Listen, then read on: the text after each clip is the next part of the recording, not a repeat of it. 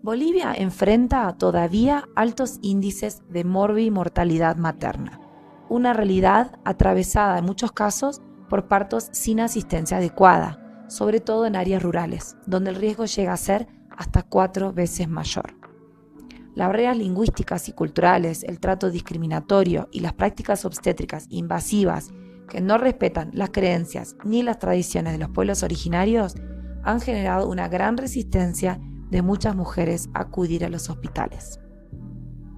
La institucionalización de los partos en centros de salud no ha considerado con suficiente seriedad la calidad de la atención desde una perspectiva de derechos humanos e interculturalidad, ignorando incluso las recomendaciones de la Organización Mundial de la Salud para promover partos respetados y centrados en la mujer. Las cifras reflejan esta realidad. Como ya hemos mencionado, 6 de cada 10 mujeres relatan haber vivido alguna forma de violencia obstétrica durante el parto. A esto se suma una medicalización excesiva. El estudio Una epidemia llamada cesárea muestra que entre 1996 y 2018 las cesáreas aumentaron un 153%. Para 2017, más del 40% de los partos en Bolivia se resolvían por cesárea, una cifra alarmante que triplica el 15% recomendado por la OMS. Y aunque existen resoluciones ministeriales que intentan mejorar la atención obstétrica e introducir un enfoque intercultural, como la resolución ministerial 0496 del 2001 y la reciente resolución ministerial 0070 del año 2024, ambos por el Ministerio de Salud, Bolivia aún carece de una ley que garantice y proteja los derechos de las mujeres y de los recién nacidos a un trato digno y respetuoso tanto en la gestación como el parto y el posparto. De allí surge una propuesta de ley de parto respetado e intercultural, una iniciativa que busca asegurar el respeto a los derechos de las mujeres y otras personas gestantes, reconociendo factores sociales, médicos y de derechos humanos. La meta es clara: promover una atención digna basada en la autonomía, la interculturalidad, los saberes ancestrales y la evidencia científica para mejorar los resultados de salud materna y neonatal en el país. En este episodio te vamos a contar en detalle de qué trata nuestro proyecto de ley de parto respetado e intercultural.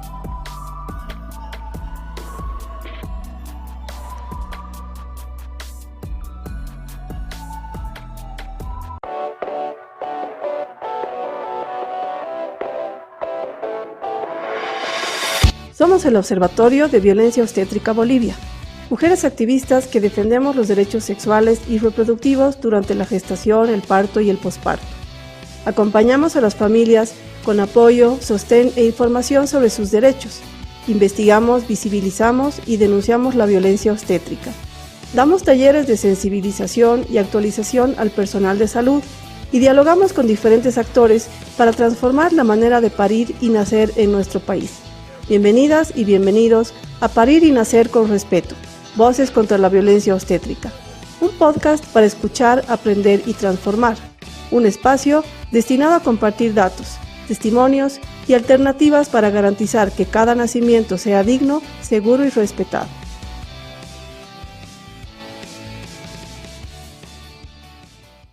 En este episodio vamos a hablar sobre el proyecto de ley de parto respetado e intercultural, que ha sido elaborado y redactado por el Observatorio de Violencia Obstétrica Bolivia y se encuentra actualmente en la Cámara de Diputados. Este proyecto de ley se fundamenta en los derechos de la mujer en la etapa perinatal, entre ellos a recibir atención médica de calidad y a ser tratada con respeto y dignidad, en la autonomía en la toma de decisiones en este momento tan significativo de la vida de la mujer o persona gestante y en la cual debe ser protagonista. Busca la reducción de intervenciones médicas innecesarias o prácticas médicas invasivas que se realicen sin justificación. Promueve prácticas de atención al parto que sean seguras y basadas en evidencia. Esto además puede ayudar a reducir las tasas de mortalidad materna y neonatal. Por otra parte, impulsa la prevención y eliminación de la violencia obstétrica como una forma de violencia de género. Promueve la lactancia materna y el contacto piel a piel inmediato entre la madre y el recién nacido, y la protección de los derechos culturales como garantías para preservar y respetar la diversidad cultural de cada persona. Este proyecto de ley está inspirado en los relatos de cientos de mujeres que hemos recibido nosotras en el observatorio, de mujeres bolivianas que han sufrido violencia obstétrica en sus embarazos, partos y pospartos, y en algunos casos de unas formas realmente crueles, indignas y humillantes. Esto nos ha inspirado a elaborar este proyecto de ley, además del hecho de que nuestro país, dentro de toda la región de Latinoamérica, es de los pocos países que no cuenta con una ley que garantice y proteja los derechos en la etapa perinatal. Jurídicamente, el proyecto de ley se basa en preceptos constitucionales, en tratados y convenios internacionales de derechos humanos firmados y ratificados por Bolivia, y bueno, en la escasa normativa nacional que tenemos, como la resolución ministerial 0496-2001 del Ministerio de Salud y su reglamento que establece 18 prácticas y tecnologías adecuadas para la atención del parto. Entre los derechos principales que garantizan están el derecho al parto respetado, derechos en toda la etapa perinatal y particularmente en el trabajo de parto y el parto. Por ejemplo, los derechos de un trato respetuoso, digno, personalizado. Y hay que resaltar también la etapa perinatal, que se preguntarán, pues es la parte desde la gestación, parto, posparto, que va a tomar en cuenta la ley. También a no ser objeto de maltrato o agresión verbal, física y o psicológica. Un trato denigrante, humillante, intimidación, negación injustificada de atención. Que son cosas que pasan en los partos, aunque uno les sorprenda, ¿no? Pero es algo de todos los días, que hayan palabras humillantes, denigrantes, o que hayan amenazas, ¿no? Un trato poco digno. También el derecho a ser acompañada por una persona de su elección, ¿no? Sí, ya vimos cómo ayuda en la confianza a esta mujer y apresura también el trabajo de parto, el estar con una persona de su confianza, ¿no? Sí, aunque solo se le dé la mano, por ejemplo, a veces esperan el acompañamiento de su pareja que esté ahí y simplemente así que le dé la mano, pues hace mucho para que avance más rápida la labor. Además plantea que a ser informada de forma detallada sobre todas las formas y opciones disponibles para ser atendida en su parto, a que se respete en la atención sus creencias y su cultura. Exacto. También a brindar su consentimiento informado, de manera verbal o escrita, antes de la realización de cualquier intervención en el trabajo de parto y en el parto también. Exacto, esto es súper importante, ¿no? Porque todos tenemos derecho a saber qué nos van a hacer, ¿no? Y en cualquier otro, digamos, en cualquier otra situación médica, imagínense, digamos, una apendicitis, te explican todo lo que te van a hacer, te preguntan antes y tú firmas tu consentimiento informado, pero pasa muchas veces que en el parto, en el trabajo de parto, es como si se saltara, ¿no? Este consentimiento informado que es tan fundamental. Por ejemplo, a veces hay mujeres que les ponen oxitocina en el suero, ¿no? Y directamente, bueno, les ponen el suero, no les explican para qué, y le inyectan la oxitocina, entonces la mujer va a empezar a sentir las contracciones, por ejemplo, más intensas. Entonces, en ningún momento se le ha informado qué era exactamente lo que se le estaba inyectando, qué iba a producir en su cuerpo, cuáles son los riesgos, cuáles son los beneficios. Entonces, es importante ese sentimiento informado. Claro, y en esa misma línea que dices, está el derecho a no ser objeto de procedimientos rutinarios y o que estén desaconsejados por la evidencia científica o que sean injustificados, ¿no? Por ejemplo, la restricción de movimiento, que en el trabajo de parto es tan importante, ¿no? Porque va a ayudar a un mejor desarrollo del trabajo de parto entero. Si hay esta restricción, sabemos que podría obstaculizar el parto, ¿no? Y sobre todo si no hay una justificación para esto. También la medicalización rutinaria para acelerar el parto, como comentabas ahorita, Sandy, el uso indiscriminado de la oxitocina sintética, que luego también tiene, ¿no?, sus consecuencias, o la tan conocida y famosa posición de litotomía obligatoria, que es esa posición de parir echada, boca arriba, con toda la gravedad en contra. Entonces esto también, o sea, la mujer se plantea este derecho a que pueda escoger la posición en la que ella de preferencia para su momento del parto.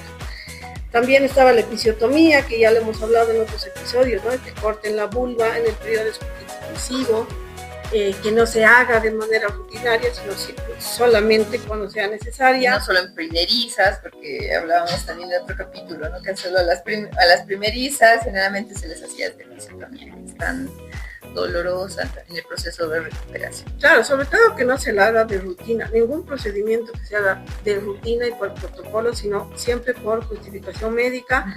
Y también un derecho a que no haya esta separación injustificada de mamá y bebé que se hace en tantos hospitales y clínicas, también por protocolo, ¿no? Simplemente que se deje a la mamá estar con su bebé, que eso es lo que el bebé necesita en ese momento. Ese también está incluido como un derecho dentro del proyecto de ley.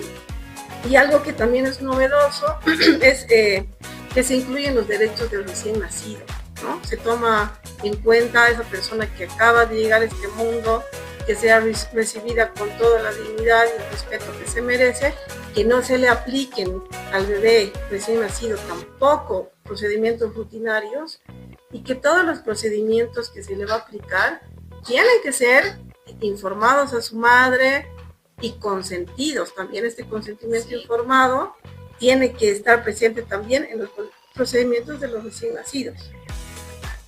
Exactamente.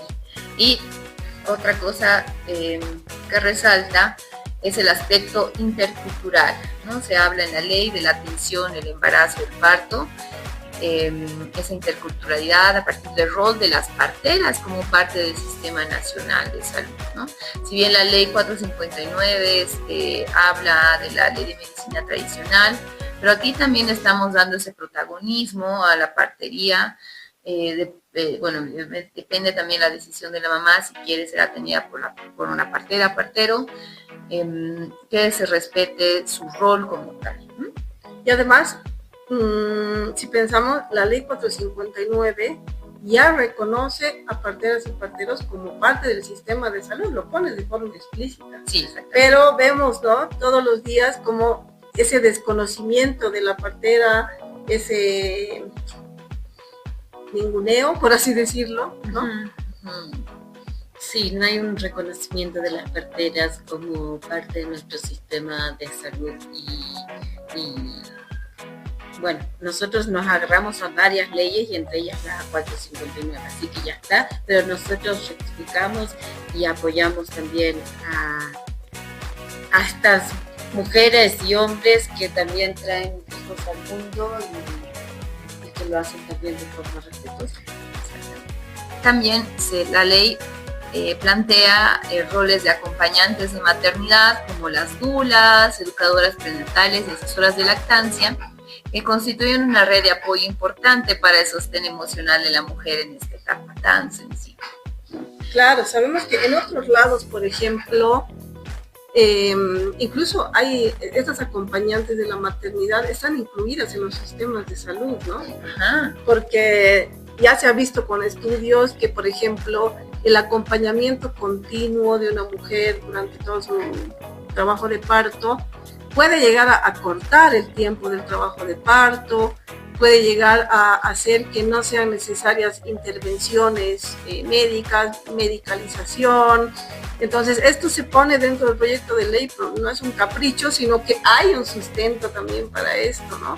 Por otra parte, no se realiza ninguna práctica médica, las acompañantes de la maternidad tampoco reemplazan la labor del personal de salud, no se las remunera de de los recursos del Estado directamente, sino más bien la ley plantea que sea algo de forma progresiva, ¿no? En realidad todo tiene un eje transversal de progresividad. Exacto. Y además, esto que decía Sandy es bien importante recalcarlo, que la labor de las dulas, por ejemplo, no van a reemplazar a ninguna labor del personal de salud. O sea, no están yendo ni a reemplazar, ni están yendo a ir en contra de los médicos, sino que la dula va a ser una especie de puente, ¿no?, entre la mujer que está acompañando y entre el personal de salud. Entonces, más bien podría llegar a incluso mejorar, ¿no?, esa experiencia de parto. Ahora vamos a pasar a hablar sobre algunos mitos y preguntas frecuentes sobre el proyecto de ley. Este proyecto de ley responde a una necesidad tanto social como jurídica, ya que no hay una ley en nuestro país que resguarde y garantice los derechos en el parto y el nacimiento, ya que solamente contamos con una resolución ministerial que, si bien establece prácticas positivas respecto al parto, no establece y mucho menos garantiza derechos. Además que esta resolución ministerial, como ya hemos visto, no se cumple en la mayoría de los casos. Por otra parte, el proyecto de ley se enfoca en el parto respetado y no así en la violencia obstétrica, aunque incluye una definición de violencia obstétrica como una forma de visibilizar, prevenir y erradicar este tipo de violencia de género. No tiene una finalidad punitiva, ya que lo que busca es un cambio real en el paradigma de la atención obstétrica y neonatal, por lo que encarcelar médicos no daría una solución real a esta problemática. Además, de acuerdo a las estadísticas de la encuesta, al ser tan alto el porcentaje de mujeres que han sufrido de violencia obstétrica, tendría que ser igualmente alto el porcentaje de encarcelamientos, sin llegar a resolver el problema de fondo. Es por esto que el proyecto de ley establece sanciones administrativas para los casos de violencia obstétrica, de manera similar a lo que sucede en los casos de violencia en los servicios de salud, contemplados en el artículo 7 de la Ley 348 y su decreto reglamentario número 2145. Por otra parte, es importante mencionar que de todos modos, en nuestro sistema legal, dentro del área penal, se encuentran tipificados como delitos las figuras de lesiones graves y gravísimas, que se aplicarían para los casos en que, por ejemplo, como consecuencia de la atención del parto, se hubieran producido daños físicos de gravedad para la madre. Entonces, en este caso, sí procedería la apertura de la vía penal. También mencionar que el proyecto de ley promueve el respeto de los derechos humanos en el parto y el nacimiento, y la importancia del parto respetado como una forma de coadyuvar a disminuir la mortalidad materna. Sabemos que si una mujer tiene miedo de acudir al hospital porque la van a tratar mal, esto podría contribuir a incrementar las cifras de muertes maternas. También el proyecto de ley realza los saberes ancestrales y la labor de las parteras y parteros, que ya están reconocidos como personal de salud según la Ley 459 de Medicina Tradicional del año 2013. Respecto a los recursos que se requieren para la implementación de la ley, en el proyecto de ley solo están contemplados recursos del Estado para la capacitación y actualización del personal de salud, y no se plantea, por ejemplo, recursos para tener que construir o crear salas específicas de parto respetado, porque sabemos que eso sería un desafío para nuestro país, pero nos enfocamos más en el cambio en el trato. Y este cambio se puede ver mejorado con la capacitación continua y actualización del personal de salud.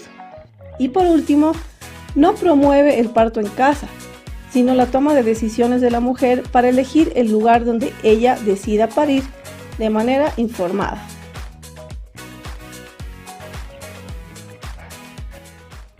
A lo largo de esta serie hemos hablado de la violencia obstétrica y de lo que ocurre cuando los derechos no son respetados durante el nacimiento.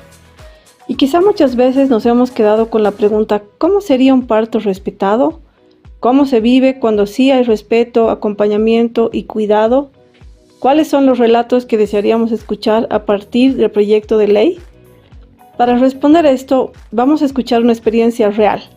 Este es el testimonio de un trabajo de parto que termina en una cesárea, pero se trata de una cesárea necesaria y respetada. Este relato nos muestra que incluso ante la adversidad, se puede vivir un nacimiento de manera informada, consentida y respetada. Hola, soy Valeria y voy a resumir la historia de mi parto. Tras una gestación muy armoniosa, siempre enfocada en un parto natural,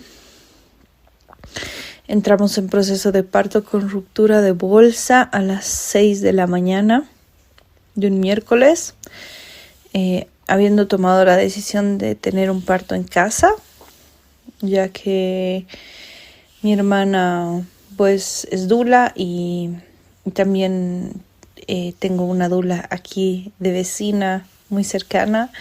Y bueno, aparte siempre he tenido la confianza en mi cuerpo y en la naturaleza de poder parir en mi casa, pues, ¿no? En familia, como lo hacían nuestras abuelas.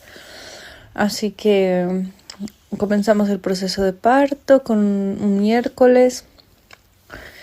Estuvimos con contracciones leves, unas buenas 10 horas.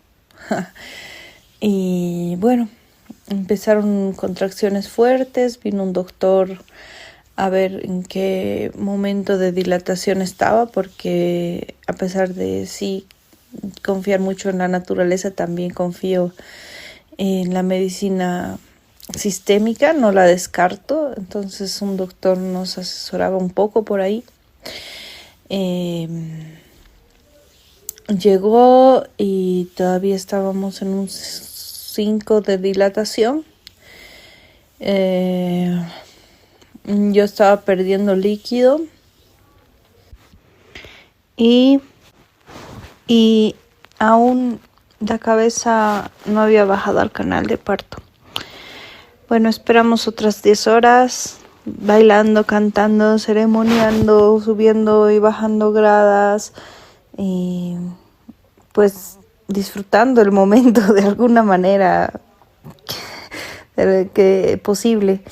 Entonces nada, todavía no había realmente una dilatación grande, así que vino de nuevo el doctor y decidimos ir al hospital en un par de horas. Aún esperamos un par de horas a ver si llegaba y no.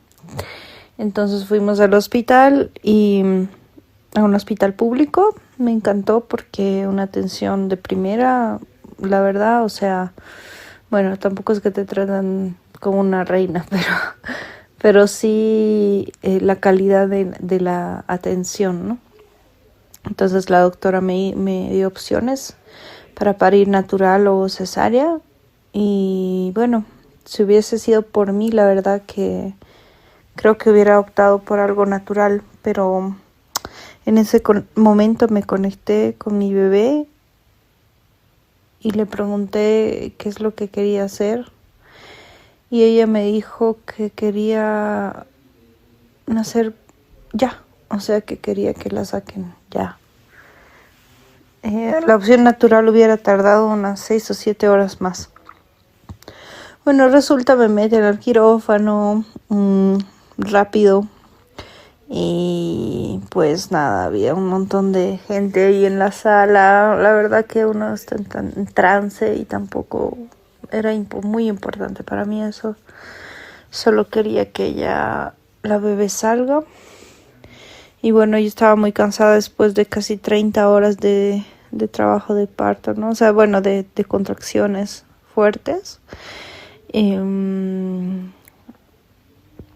Y salió la bebé, la sacaron, súper feliz, me la pusieron Entonces empezó a mamar y nos quedamos en hospital unas 18 horas.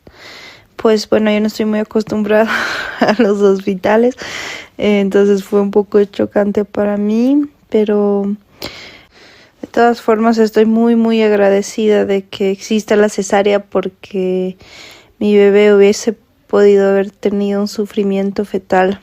Ya estaba a un pelo de tener el sufrimiento fetal y la sacamos en buena hora porque estaba trancada, creo que con un hueso pélvico, y aparte pues ya había principios de meconia.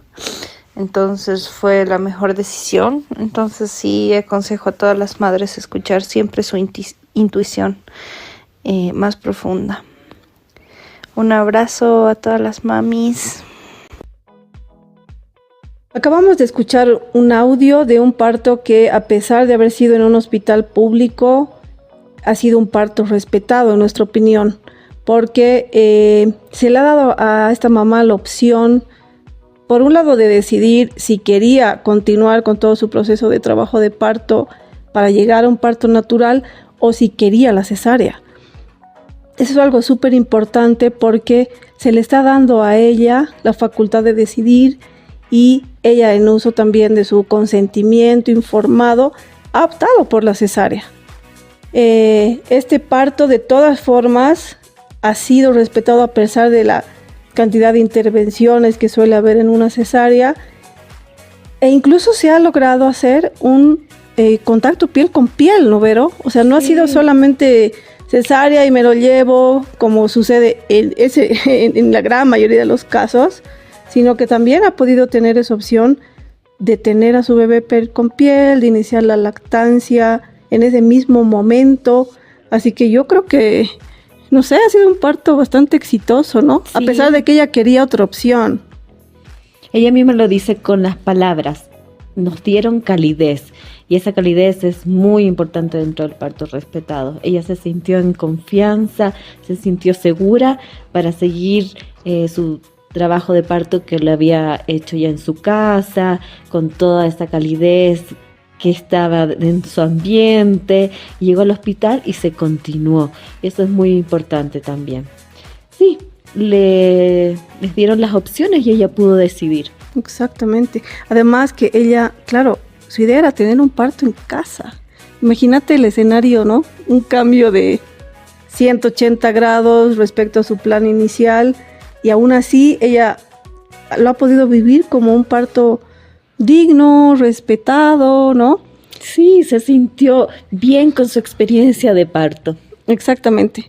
Y esto también demuestra, por ejemplo, que el parto respetado no requiere de una infraestructura pues especial, ¿no? De piscina, de pelotas de parto, sino que estamos viendo que en un hospital público, solo con darle un buen trato, solo con respetar algunas cosas básicas como darle información oportuna, como mantener el apego entre la mamá y bebé, ya se puede lograr pues gran diferencia, ¿no? Exacto. Así que muchas gracias por ese relato, Valeria. Ya conocimos de qué trata el proyecto de ley de parto respetado intercultural, y también escuchamos un testimonio de cesárea humanizada. Pero toda propuesta necesita ser mirada de distintos ángulos. Por eso, en este espacio reunimos voces diversas. Ahora vamos a escuchar a algunos profesionales que han nutrido este proyecto de ley desde su disciplina, compartiendo su mirada y también sus esperanzas frente a este proyecto de ley. Porque transformar la manera de parir y nacer en Bolivia es un desafío que nos involucra a todas y todos. Vamos a escuchar en primer lugar a Adriana Fernández, abogada y asesora en la Asamblea Legislativa, que ha participado en el proceso de fortalecimiento y sociabilización del proyecto de ley de parto respetado e intercultural. A Adriana le preguntamos, ¿por qué es importante un proyecto de ley? Esto nos contestó. Contar con una ley de parto respetado e intercultural es fundamental, ¿no? Porque necesitamos una herramienta que haga efectivo el cumplimiento, que garantice todos los derechos vinculados al embarazo, al parto, al posparto. Esta ley busca eliminar prácticas que son dañinas, obsoletas, todo en cumplimiento de recomendaciones que han sido señaladas por la Organización Mundial de la Salud, por ejemplo. Para que en su lugar, o sea, en lugar de todas estas prácticas negativas, digámosle, se construya un modelo de atención digno y libre de violencia obstétrica. Entonces, la ley está construida sobre la interculturalidad, que en nuestro país es clave porque plantea que los saberes y las prácticas tradicionales se articulen de manera responsable con la medicina científica. Esto significa reconocer el valor de los conocimientos ancestrales, de nuestras prácticas, saberes, creencias, pero al mismo tiempo garantizar la seguridad y el respaldo técnico que ofrece el sistema de salud, ¿no? La medicina basada en evidencia, es como le llaman. Entonces, en lugar de que un modelo excluya a otro, la ley busca que se complementen, siempre con respeto, responsabilidad y pensando en lo mejor para la madre, el bebé y la familia. También es importante mencionar que la ley está construida sobre la interseccionalidad que busca responder a las necesidades de una forma eficiente, efectiva, considerando que existen situaciones que atraviesan las mujeres y también, personas gestantes que incrementan su situación de vulnerabilidad, ¿no? Requieren una atención diferenciada, distinta, ¿no? que logre realmente el cumplimiento efectivo de la ley, de los derechos que la ley otorga y reconoce. Por eso consideramos que es importante contar con una ley de parto respetado e intercultural, porque es urgente tener un cuerpo normativo que responda a una necesidad de la sociedad. También preguntamos por qué cree que esta ley podría impactar en la reducción de la violencia obstétrica. Ahí va su respuesta. Al reconocer estos derechos ya de las mujeres y de las personas gestantes, es un primer paso a contribuir, ¿no?, directamente a la reducción de la violencia obstétrica. Se busca devolver la confianza en el sistema de salud, ¿no? Se busca garantizar que el parto sea un momento de cuidado, de respeto, de dignidad, de humanidad, y no de sufrimiento y mucho menos de violencia, ¿no?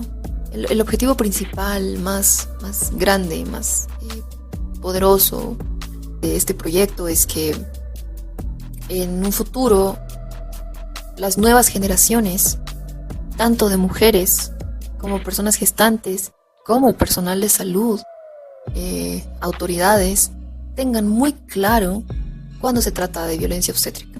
Pero obviamente también lo que se busca en la misma magnitud es que las autoridades pongan prioridad en tratar este tema y que todos los recursos económicos necesarios sean destinados progresivamente para poder proveerle al personal de salud las herramientas necesarias para que puedan atender un parto con dignidad, ¿va? Pero desde ya el reconocimiento, el poner el debate sobre la mesa, el nombrarlo, el señalar la violencia obstétrica existe y es reconocida por ley, es ya una gran victoria, es una gran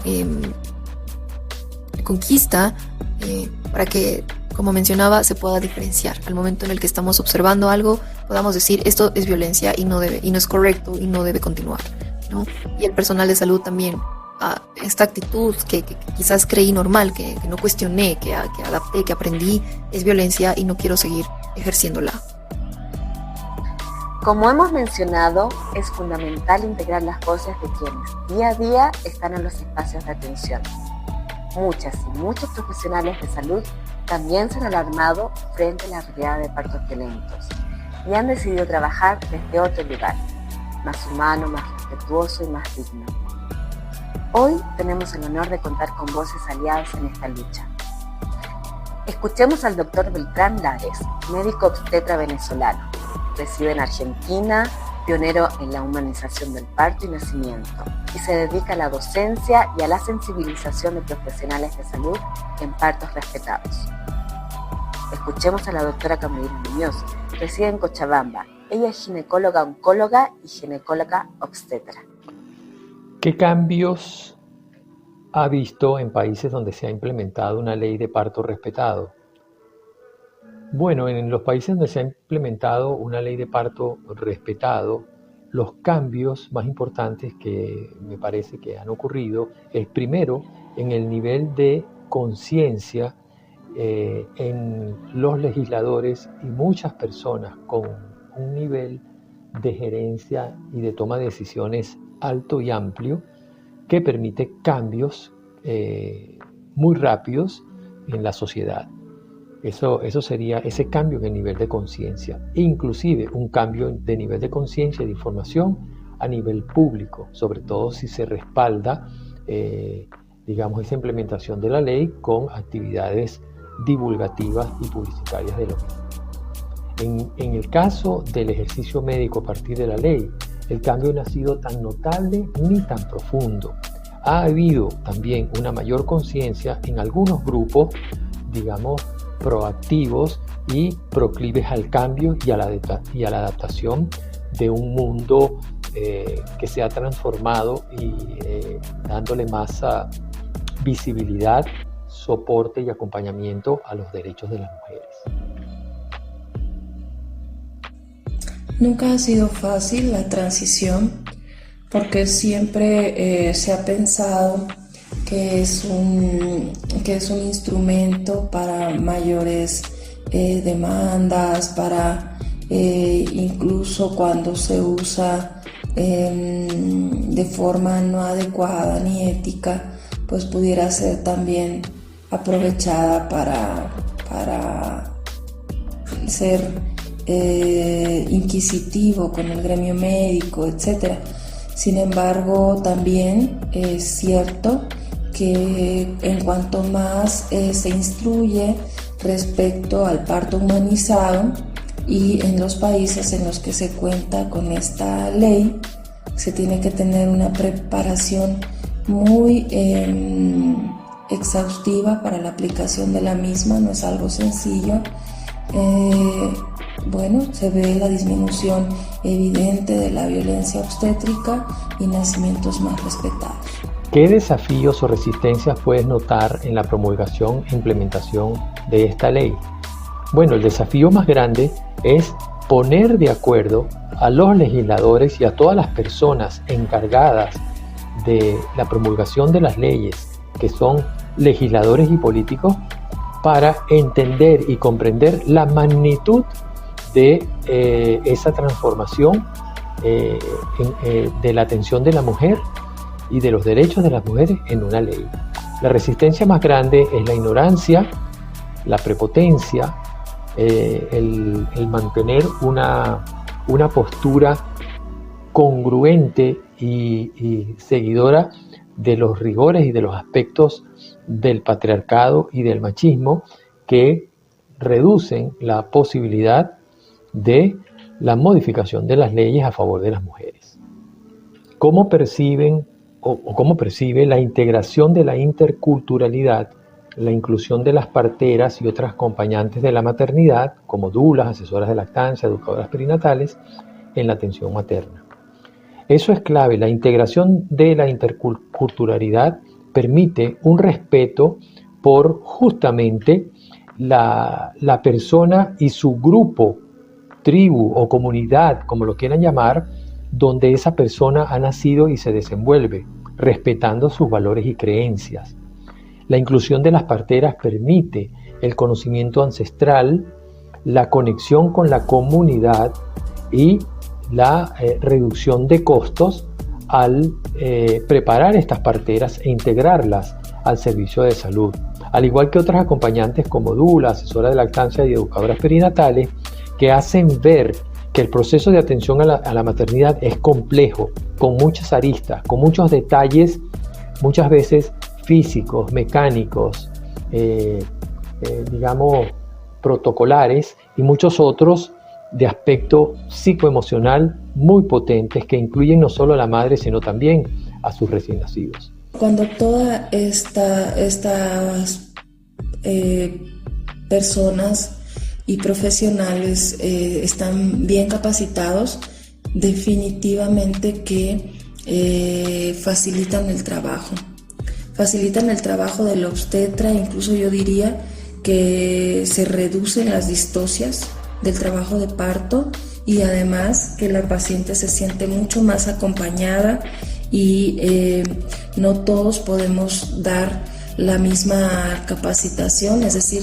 no el obstetra va a ser el mejor asesor en lactancia.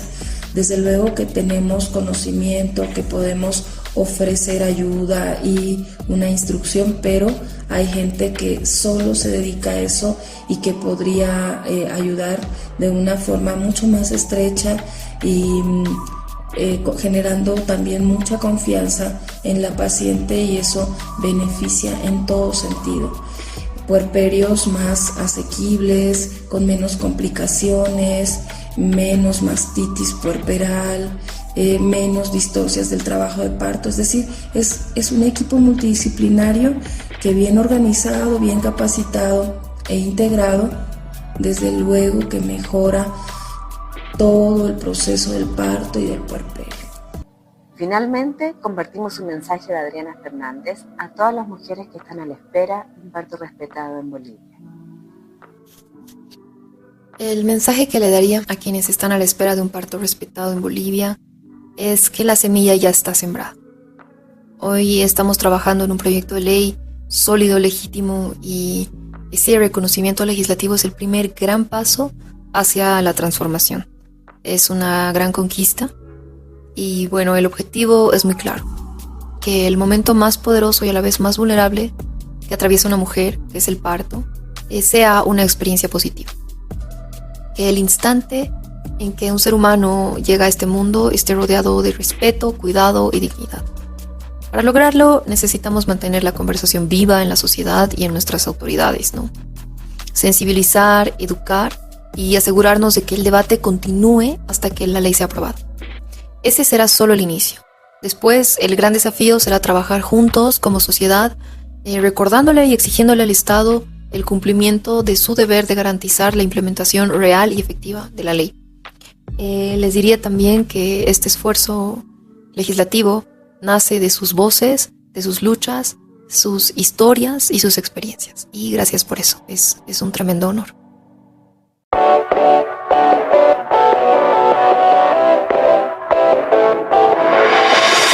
Parir y nacer con respeto, Voces contra la Violencia Obstétrica es un podcast creado por Ana Bertoldi, Sandra Calderón, Daniela Martínez y Verónica Sánchez del Observatorio de Violencia Obstétrica Bolivia, con el apoyo de Conexio de Velos. Síguenos en nuestras redes.